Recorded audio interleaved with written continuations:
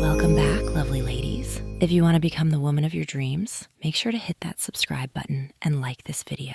And join our Patreon for even more exclusive content. Now, let's dive into today's story. Kayla and Josh Hungerford were excitedly anticipating their Caribbean honeymoon. Josh, a quiet and gentle soul, felt incredibly lucky to be marrying Kayla, whom he considered the most beautiful woman in the world. Kayla, however, harbored a more complex agenda. Even in high school, she'd recognized her own dominant nature and had no intention of changing it. Their flight landed smoothly, and a shuttle whisked them away to their charming honeymoon cabin. After a brief, affectionate greeting, they decided to grab something to eat. That night, as they prepared for bed, Josh asked Kayla which suitcase held his pajamas. Kayla playfully directed him to the blue one. He searched, but his pajamas were nowhere to be found. When he asked again, Kayla produced a pretty pink nightgown. Josh hesitated, but Kayla insisted gently, "You'll love it. Try it on." He slowly slipped it on. Then she handed him a pair of delicate pink panties with lace trim. He removed his boxers, a little surprised by Kayla's actions, and put on the panties and nightgown. Kayla beamed at him. He slept soundly and awoke to find Kayla already dressed. He inquired about his clothes for the day. Kayla pointed to the red suitcase. Inside, he found only dresses. Again, he questioned her, but Kayla calmly selected a bra and handed it to him. He protested, but Kayla responded, "Your sister told me over a year ago about you borrowing her clothes. She knew you were wearing them. At the wedding, she mentioned you'd worn them at least twice the week before, and even your mother's clothes once. So wearing a dress isn't entirely new to you. Now wait a minute, I have another wedding present." She produced a set of comfortable breast forms and carefully attached them to his chest. Then, she handed him the bra. He managed to fasten it, surprising himself with his dexterity. Next came a pair of pantyhose, which he put on with surprising ease. When she offered a lacy slip, he again protested, but Kayla showed him a picture of him in one of his sister's dresses. He was stunned. He couldn't recall when the picture was taken, but without further objection, he put on the slip. Finally, she presented a pretty pink and white checked dress with delicate lace. He slowly put it on. The final touch was a pair of pink heels with a modest 2-inch heel. Kayla assured him they were comfortable. Kayla then dressed herself in a simple man's shirt, Western jeans, and her favorite cowboy boots. Her boyish haircut gave her a tomboyish look. Josh felt a pang of nervousness. He'd never been out in public wearing a dress before. Kayla then sat him down to apply his makeup. When she finished, she declared, "You're never to go out without makeup. It will help people focus on your appearance rather than your attire. Every little detail helps. Today we're going shopping for your new wardrobe." "We're doing this here, right?" Josh asked, a hint of apprehension in his voice. "No, I believe we'll continue this when we get back home too. You must enjoy wearing dresses, or you wouldn't have borrowed your sister's and mother's clothes so often. Now let's have breakfast and then go shopping." After breakfast, they strolled through the vibrant marketplace. At a jewelry stall, Kayla selected a necklace and bracelet for him. At another, she picked out 2 brightly colored tie-dye skirts. She found 3 blouses with ruffles and lace. They then visited a beauty salon where Josh's long hair was styled into a feminine updo. By lunchtime, they were famished. They enjoyed delicious cheeseburgers at an open-air cafe. "This afternoon, I want you to do some shopping and choose what you want to wear," Kayla said. "I'm sure you can find some dresses you like. I shouldn't have to decide everything." "You mean you want me to pick out dresses? Buy my own women's clothes? You aren't sending me to work in a dress, are you?" Josh asked, a mixture of surprise and concern in his voice. "I can't see why not. You're a cook in a restaurant. No customers will see you, so you can wear whatever you want." "I want to wear slacks," Josh insisted.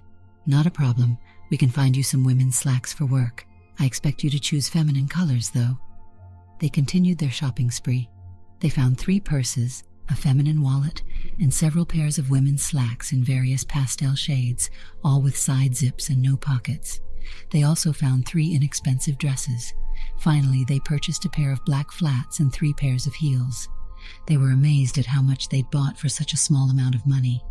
Back at the cabin, they pondered how to get everything home. Kayla remembered a luggage stall and suggested they return to the marketplace the next day. Kayla was pleased with how well Josh had adapted. She knew she could gently guide him. She had him change into one of the new dresses. Josh, acknowledging his less-than-masculine tendencies, admitted to enjoying wearing dresses, but he still wasn't comfortable wearing them to work. He felt more at ease in this unfamiliar setting, where no one knew him. Kayla patiently taught him how to apply his makeup. He proved to be a quick learner. At dinner he asked, "Why are you dressed as a boy and I'm dressed as a girl?" "It's simple. We're dressed how we prefer," Kayla explained. "You prefer dresses, and I prefer jeans and a shirt. It's more accepted for girls to wear boys' clothes. As for you wearing dresses, I'll help you choose what to wear. You've always been adaptable. I expect that to continue. Now tell me, what girl's name do you like?" "I don't know," Josh replied. "I always thought Ashley Adams had a pretty name, but so did Tonya Holcomb." "It's between Ashley and Tonya then. I think you look more like a Tonya. How does Tonya sound for your new name?" "I guess it's all right. This is just for while we're here, right?" Josh asked, a hint of uncertainty in his voice. "No, it's your new name. Don't worry, I won't tell many people," Kayla reassured him. Josh was starting to feel anxious about how far this transformation might go. He wondered if Kayla had planned all of this. Kayla, meanwhile, reflected on her dominant personality and her desire for Josh to embrace his feminine side. She realized that in many ways, Josh was already more feminine than she was. They finished dinner and strolled along the beach. Kayla shared some affectionate kisses with Tonya. She continued to use the name Tonya, and Josh found himself increasingly accepting of it. He felt a mixture of happiness and apprehension. He decided to go with the flow. That night, Kayla gave him a yellow baby doll pajama set with blue lace trim and bows. He found it surprisingly comfortable. The next morning, Kayla dressed him in a charming Western outfit, a white blouse with pink flowers and fringe, a matching skirt, and pink and white cowgirl boots. He felt a little silly but didn't complain. When she presented him with a pink cowgirl hat, he protested, but Kayla insisted it completed the outfit. As they walked to the marketplace, Kayla noticed Tonya's feminine gait. They bought 3 more dresses and a blouse and skirt combination. They also purchased a large trunk to ship their belongings home. Back at the cabin, Kayla carefully packed the trunk with their purchases and dirty clothes. They shipped it and spent the rest of the day exploring the marketplace. At dinner, Kayla said, "Tonya, you're taking to wearing dresses so well. I'm proud of you. It's okay here because no one knows me, but back home I want to wear my men's clothes in public. I don't want to be humiliated," Tonya replied. "We'll see about that. You might have to give it a try. I haven't decided yet, but I'm leaning toward you wearing dresses full time," Kayla responded. "Why would you want me to wear dresses full time?" Tonya asked. "Because I know you like them and I want to be in control. I feel more in control if I make the decisions. You knew I was decisive when you married me, didn't you?" Kayla explained.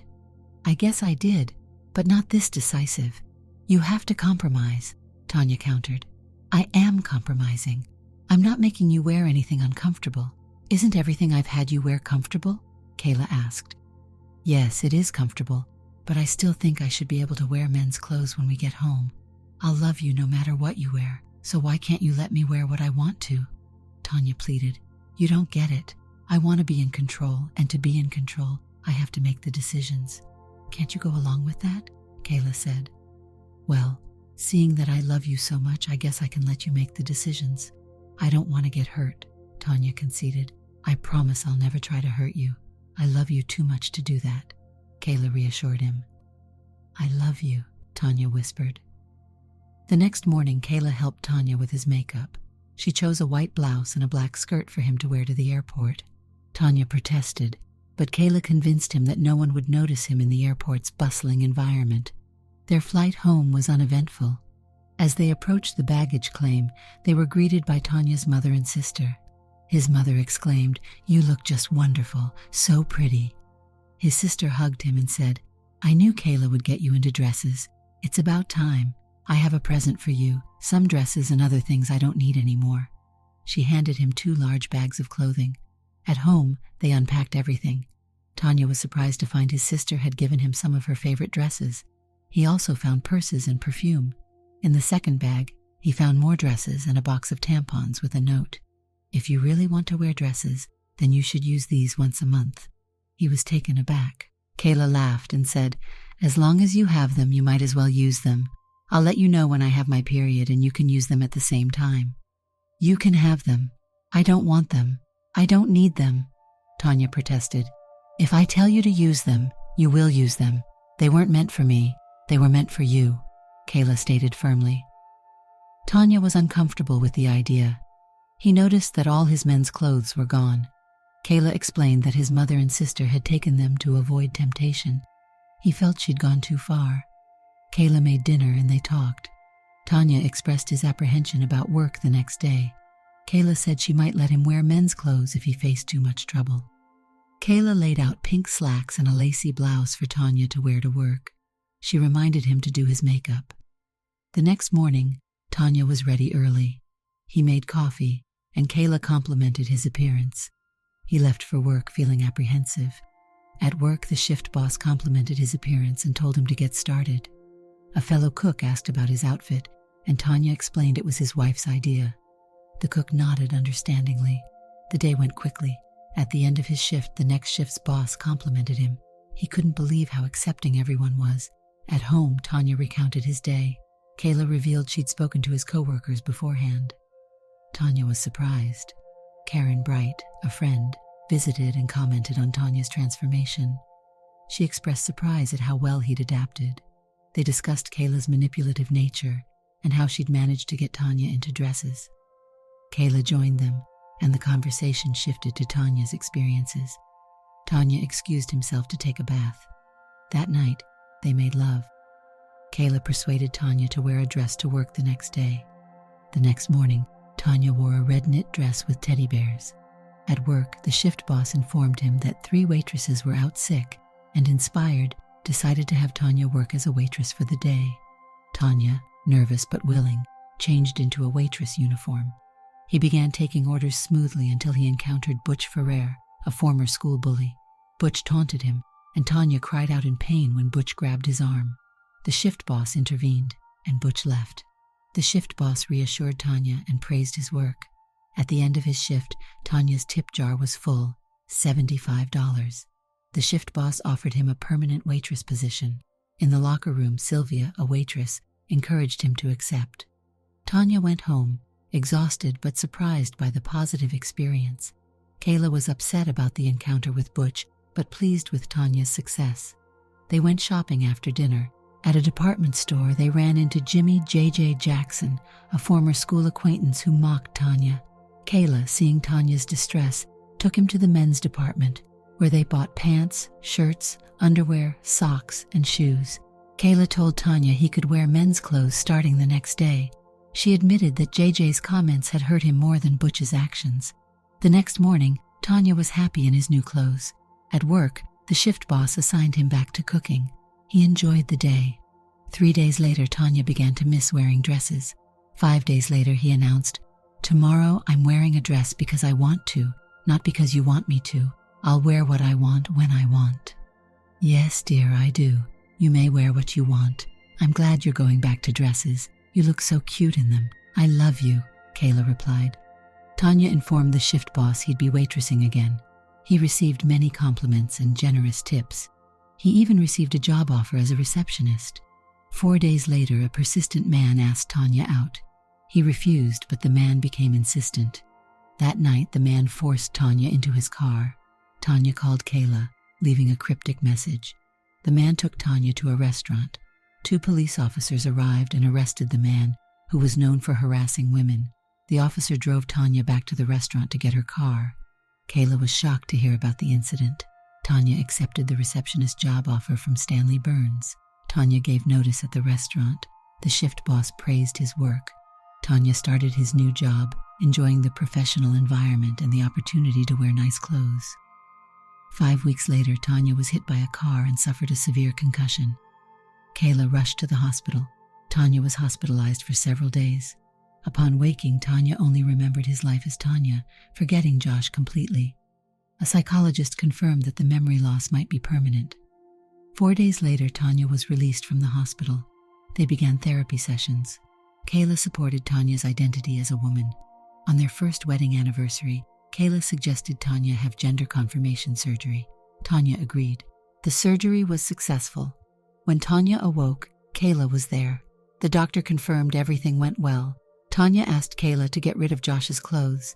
Tonya revealed that Josh had become a loner after failing to make sports teams in high school. He lacked confidence and avoided social interaction. After high school, he married Kayla, but he was unhappy and unable to fully express himself. Tonya explained that after the accident, he consciously chose to remain Tonya, leaving Josh behind. Kayla was understanding and supportive. They celebrated their newfound closeness and looked forward to their future together. The story ends with the question of what their future holds. Did you like the story? Hit that like button and tell me what you thought in the comments. Do you want to hear more stories? Subscribe and hit the bell. For exclusive content and early access, check out our Patreon. You can find the link in the description, or you can watch any of the videos shown on my right. Thank you for watching and see you in the next video.